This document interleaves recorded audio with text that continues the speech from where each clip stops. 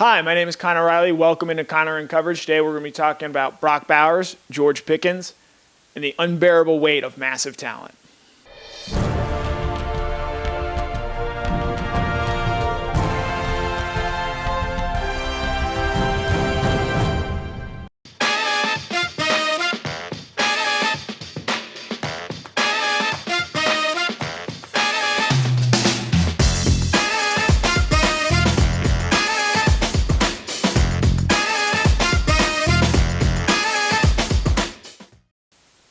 Brock Bowers was sensational last year.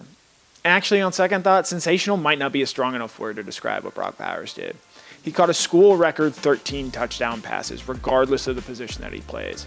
His 56-catch, 882-yard season was not only the best ever for a tight end in Georgia program history, it was also the best benchmark set by a pass catcher since Kirby Smart took over as the head coach prior to the 2016 season. He was a first-team All-American and won multiple Freshman of the Year awards. By the end of the year, not only was he the best freshman in the country, he was perhaps the best tight end as well. This guy is one of the premier players in college football. I know he's just a freshman, but this guy's got great size. He's a good blocker. He's physical. He's tough. And he's got wide receiver skills in every way, shape, or form, which makes it difficult being a bigger guy for bigger guys to cover him, and it makes it also difficult for smaller guys to cover him. So this guy is just a phenomenal football player all the way around. They do a really good job of featuring his talents as well, and he's been extremely productive. And that Bowers was able to do all of that as a freshman is extremely encouraging for both Georgia and Bowers. As he gets to go through the Georgia Strength and Conditioning program for another year, he should be even better set up to handle the physical rigors of playing an SEC schedule. But if it were so easy to build off a freshman season, especially one as statistically productive as Bowers was last year, one only needs to look at what happened to George Pickens after his big freshman season in 2019. Prior to what Bowers did a season ago, Pickens 2019 was the high water mark for a pass catcher at Georgia. He held in 49 receptions for 772 yards and 8 touchdowns in that freshman season. While Georgia's year didn't end with a national championship, he caught 12 passes for 175 yards and a touchdown in the Sugar Bowl win over Baylor. Many stories were written about Pickens' potential, whether possibly be a first-round pick or the likelihood that he would become the first 1,000-yard pass catcher for Georgia since Terrence Edwards did it in the program's only time back in 2002. Yet Pickens never once again reached the statistical highs of that freshman season. His sophomore year saw Georgia have more claims to the QB1 moniker than the Westeros did to Kings in Game of Thrones. Jamie Newman, Dwan Mathis, Stetson Bennett, and JT Daniels all had legitimate claims as the starting quarterback for Georgia during that 2020 season. Naturally, the Georgia offense wasn't always up to par that season.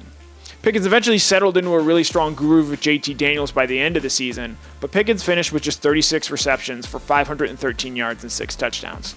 Now, it's unfair to put the smaller numbers all on Pickens given Georgia only played 10 games that season, and Pickens himself only played 8 as he missed 2 games due to injury. But availability was always an issue for Pickens. He was suspended twice during his freshman season, missing the first half of games against Georgia Tech and LSU. And then an availability issue became a problem once again when he tore his ACL in March of 2021. Though almost no fault of his own, Pickens missed another 11 games in the 2021 season, not appearing until Georgia's final regular season game against Georgia Tech. Pickens deserves to be commended for what he did and the ability that he had to come back and play a meaningful role for Georgia this past season, but it wasn't until that second game against Alabama in the national championship game that he really looked like the George Pickens of old. He finished the year with just 5 catches in 4 games. Still, because of Pickens' massive talent, he was taken in the second round of the 2022 NFL Draft by the Pittsburgh Steelers. While he leaves Georgia as a champion and a key piece of the national title team, he never reached his ceiling at the University of Georgia, and most of it was because of factors that were outside of his own control.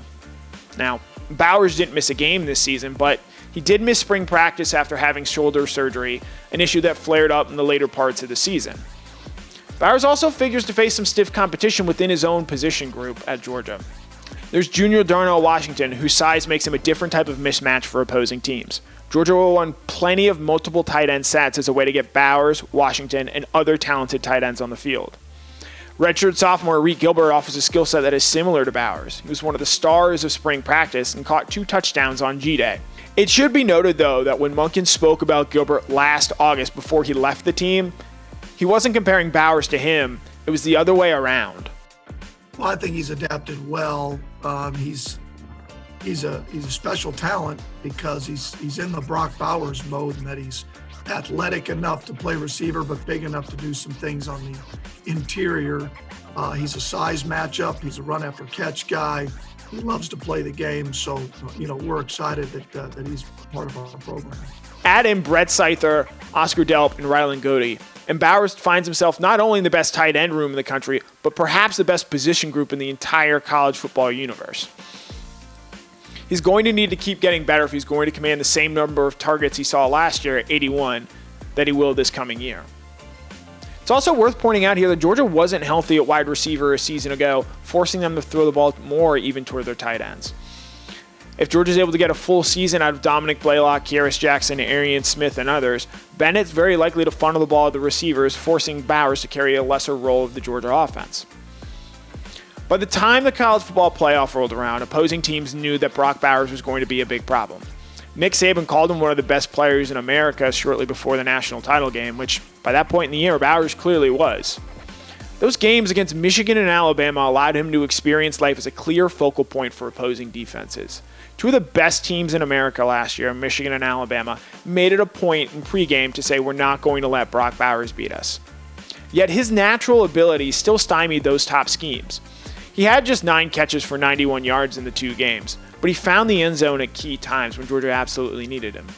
He scored on the opening drive of the Orange Bowl win over Michigan, and then on Georgia's final offensive play of the year, strolled into the end zone to give Georgia a 26-18 lead over Alabama in the national title game. Bowers exceeded expectations as a freshman time and time again. Every time Bowers seemed to make a play, you only had to wait a little bit longer for him to make an even more impressive play last season. If he keeps doing that, he's got a real chance to leave Georgia as the most statistically productive pass catcher in program history. Yet he only has to look at what happened to Pickens in his time at Georgia and understand that the road to glory is sometimes filled with potholes. For DawgNation, my name is Connor Riley. This has been Connor in Coverage.